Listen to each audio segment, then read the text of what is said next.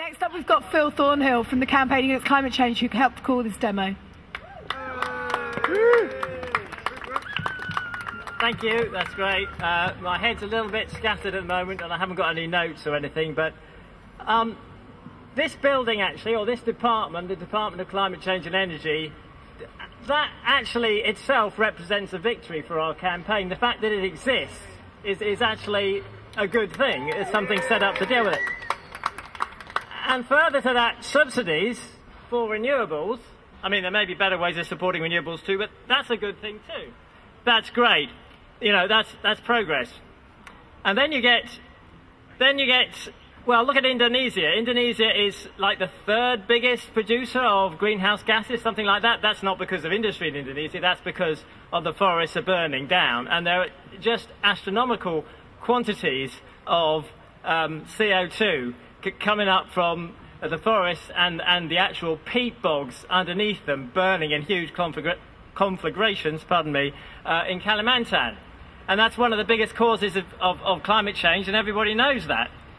And bizarrely, somehow you have this, the Department of Climate Change, and these subsidies for renewables supporting one of the biggest causes of climate change. I mean, it's just, you know, everybody knows that you know, palm oil is one of the biggest drivers. Everybody knows that, and yet they're doing it. I mean, it's just quite simply, it's balmy, it's crazy, it's barking. Ed, you are crazy, balmy, this is madness, why are you doing it? And, you know, you've got to think, how does this kind of thing happen? And there is, you know, there is some kind of issue there, and it's about science and rationality and actually the importance of it now. Quite often, if you ignore it, it doesn't matter too much. They've ignored it for a long time with the fisheries. Have you noticed they've been telling us, the scientists, you know, for 30, 20 years, whatever it is, you know, don't fish so much. Well, we can tell you how much you can fish. You can take this much. And then the government said, oh, well, we'll take that, and then we'll take what the fisheries lobby says, and we'll sort of go somewhere in the middle. Result, no more fish. So that's an example of how, you know, the science is there. We can use it. You know, with a fish, okay, we run out of fish, it's not the end of the world. But now it is the end of the world. The lesson is we've got to use the science. It's about actually doing what the science says instead of, you know, what actually determines what happens.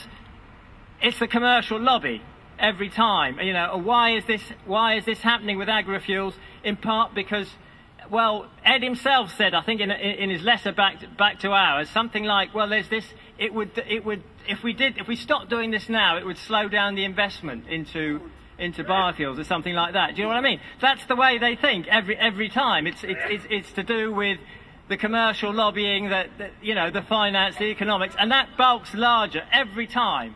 And it's not just, as we deal with climate change, you know, we need to find the right solutions. You know, we've got to get it, we have to get it right, because we don't have much time. And Agrofuels is one example. There's another really scary thing coming along, and that's geoengineering. And given that we've left it so long to deal with climate change, that is something that is going to loom larger than ever as we go forward into the future. You can be sure you're going to hear more and more about that. Now, if we could depend on them just to be rational about geoengineering, to think it through really carefully and do everything according to according to the science, according to reason, according to what's best for most people, you know, you can maybe trust them. But we know what's likely to happen. First of all, they're going to use it as an excuse not to do the difficult things, not to reduce our emissions.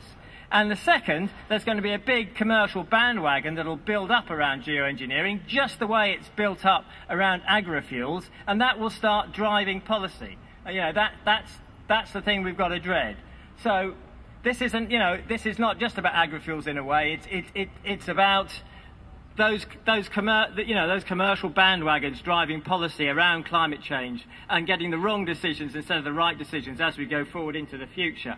So I'm just going to give a bit of a plug there, because people like Rufus have said we've got to build up this thing, we've got to go forward. One of the ways we've tried to do that is that we've got a list of demands that we want to put to the government And, you know, we want to say that actually where we are with dealing with climate change, it's not going to all be nice now. It's going to actually be very hard work. I don't want to sugarcoat the message, which so often it is, I think, by the NGOs and others. It's going to be difficult. We've left it too late. We're not going to have an easy ride now. It's going to be difficult. We've got to do very big things very fast. So we've sort of tried to encapsulate this in a list of demands. It could be other demands. Do you know what I mean? We just wanted to get somewhere in the region of the kind of thing that we're going to have to do. But one of them is ending agrofuel use. And we are going to have, you might know there's a big demo on the 5th of December, the WAVE, Stop Climate Chaos. There will be a lot of people there. It should be the biggest demo on climate change. But we don't want it just to be a kind of celebration of, you know, kind of NGOs all looking nice about climate change. We want to put some real demands that are difficult for the government to face, that they're not facing up to. And one of them is agrofuels. And so we've got a climate emergency rally in Hyde Park that will feed into the big demo. But we'd really like to see you there, but we'd also like to carry these demands further, because the people on the roof, Greenpeace they're doing that kind of thing as well. They're putting demands straight to Parliament, but we need to build that up and carry it forward. So this is a plug for one way that you can do it.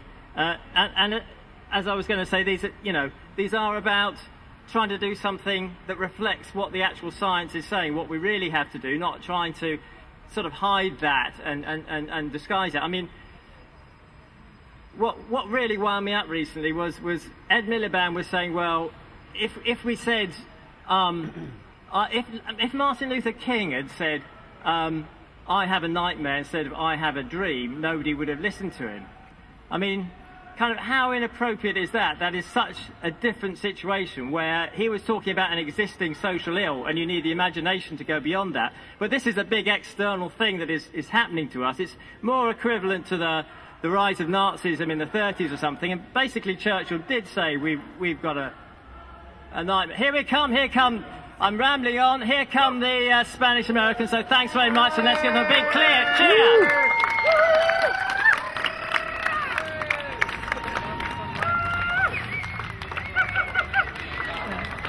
As I previously mentioned, today is also a day of solidarity with Indigenous people all over the world.